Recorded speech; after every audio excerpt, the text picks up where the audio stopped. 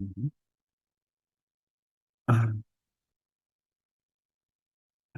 so, morning, dear colleagues. In the modern world, the hospitality industry, in particular reservation systems, is extremely important for the development of the country's economy.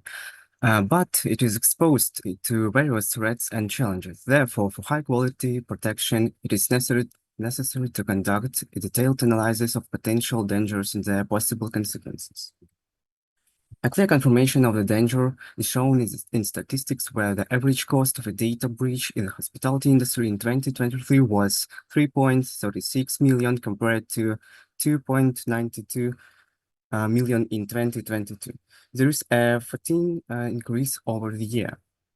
The aim of the study is to review potential attack vectors and identify effective protection strategies aimed at preventing them and ensuring information reliability in the industry under study.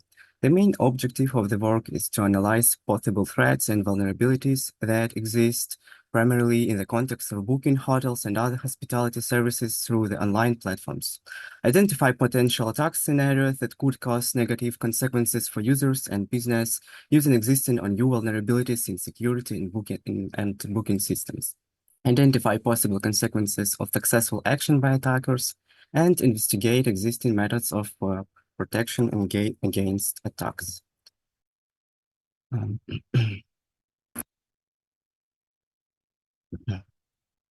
Um, an attack vector is a sequence of actions or means to gain unauthorized access to a protected information system. Attack vectors are usually divided into two types, active and passive. Active attack vectors directly harm, modify, or corrupt an organization network and resources to disrupt its normal operations. Such attacks are easy to detect due to the direct damage caused to the organization's operations as they are immediately visible. And passive vectors do not directly harm the operations of enterprise. They are aimed at gaining access to personal data and other confidential information. Such attacks are much more difficult to track as they do not directly harm the organization's normal operations flow. It's slide like with a brief overview of types of cyber attacks that presented to the modern world. It could be used to attack existing systems. And yeah, just wanna talk a few words about the brute force attacks. Because according to the Trust Waves report on the cybersecurity research in the hospitality industry, it was found that gaining access to credentials, mainly through brute force attacks, caused 26% of all reported incidents. And another side of the threats is the physical threats, because, give me a second, please. Mhm. Because most modern hotels use electronic locks that can be cracked due to vulnerabilities in the software. Thus, attackers can easily gain access to guest rooms, which creates a direct physical and material threat to guests. And, and if in addition to breaking the lock, access to video streams is added with, and attacker can disable change, leaving areas unattended. And after that, the attacker will not only gain access to the rooms, but also he will be safe since he will be able to monitor the movements of guards, staff, and just like will disappear from the security monitors. And it is important to know that the hotel employees having access to security systems can use this knowledge to still organize robberies, and such incidents go unnoticed due to weak internal control mechanisms. And it is also important to remember that about the possible access to the internal network directly through the staff workplaces. Um, yeah, social engineering, like another side, because it's a set of techniques used to manipulate people into revealing confidential information and taking certain actions that could compromise the security of an organization, and could include phishing attacks usually carried out via email, like phishing over the phone, smishing, phishing via text messages, and etc. And yeah, the potential consequences of attacks. Could be theft of customer and staff personal data. Several high-profile attacks in 2023 included a media attack on MGM Resort International that cost the company more than 100 million and stole a skull amount of guest personal information. And in September, Caesars Entertainment was hacked, stealing the company loyalty program database, and it was the largest attack in the industry. And Caesars Entertainment was forced to pay over 15 million ransom. It's a direct theft of funds through fake transactions. It's point of sale type of attack.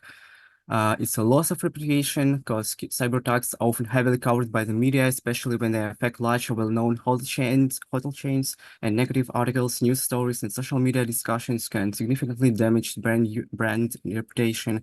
And as a result, the hotel is forced to spend significant amounts of money on marketing or PR companies to restore their own reputation. And according to the report of the International Association of Privacy Professionals, more than 80% of consumers worldwide are likely to stop doing business with the company after cyber attacks. And in addition, a survey cited by VentureBeat showed that 76% of respondents would stop patronizing the company after policy violation. And it also could be a threat to life because security system breach or hack can put property and safety of guests at risk, as criminals can easily gain access to vacationers' belongings, which will allow thieves to both steal them and plan something to later accuse of crimes.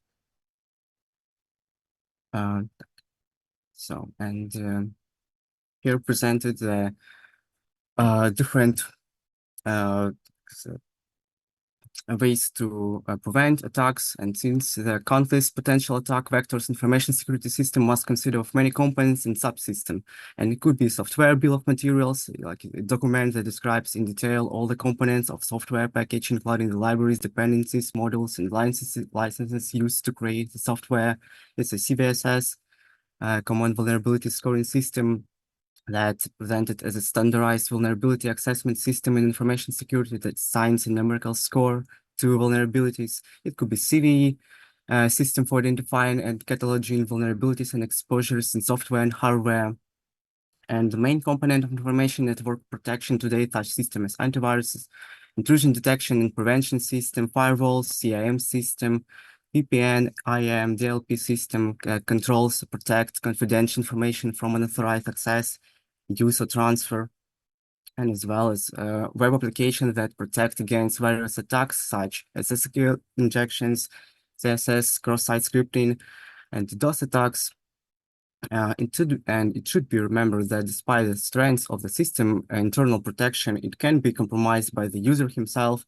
So increasing cybersecurity awareness among staff is a key element to ensuring the security of the organization. And regular training, simulations, policy development, the use of visual materials, and individual training help create a security culture and reduce the risk of cyber threats. Pablo, excuse me. Your Yes, time is we're over. already speaking about conclusions. The result of the work is an in-depth analysis of potential attack vectors in the hospitality industry and the recommendation for protecting information system. Analysis of relevant sources confirms the vulnerability of systems, especially electronic resources. Potential attack scenarios were identified and the possible consequences of successful network intrusion were considered. And the material of this article should draw attention to the danger in the information and environment and contribute to improving the security of various hospitality industry establishments. Thank you, Pavlo, for your interesting presentation. I'm not a big specialist in cybersecurity, but one practical question maybe. What are the main security activities hotels or travel companies should implement to minimize the risks of attacks? I think that if we're speaking about the security within the hotel, then we're speaking about the set of different measures to prevent the attacks, not about a single one. I think that should be both like different application level and as well as soft level. So we should provide like improving for our web system, as well as make some training sessions with our HODL staff, something like that. I think this is the key. Thank you. Thank you.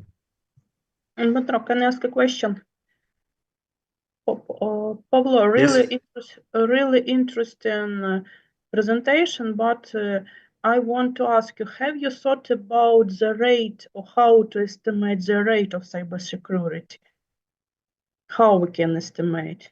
Is it safety or not? Our system works good, work or not? Criteria. I think it is possible by using different, like SBOM, CV databases, CVSS system that would provide us with the latest, like up-to-date known attacks, and immediately after that we could build some like defense line against them. But I think that